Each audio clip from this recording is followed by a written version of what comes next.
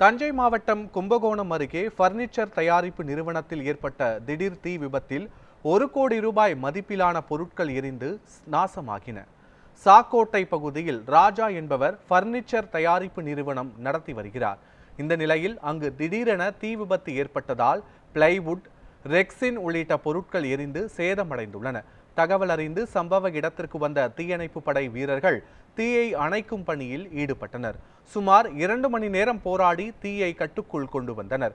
தீ விபத்து குறித்து போலீசார் விசாரணை மேற்கொண்டனர். தஞ்சாவூர் மாவட்டம் கும்பகோணம் சாக்கோட்டை என்ற இடத்துல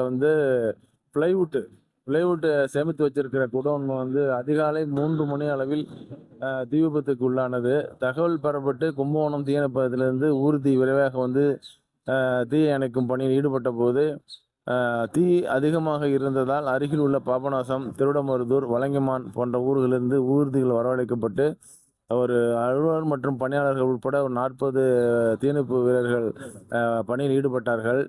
தீ முற்றிலும் அணைக்கப்பட்டு விட்டது. தீ விபத்துக்கான காரணம் புலன் விசாரணையில் உள்ளது. மற்றபடி யாருக்கும் காயமோ உயிரிழப்பு எதுவும் இல்லை. முற்றிலும் தீ கட்டுக்குள் கொண்டு வரப்பட்டது.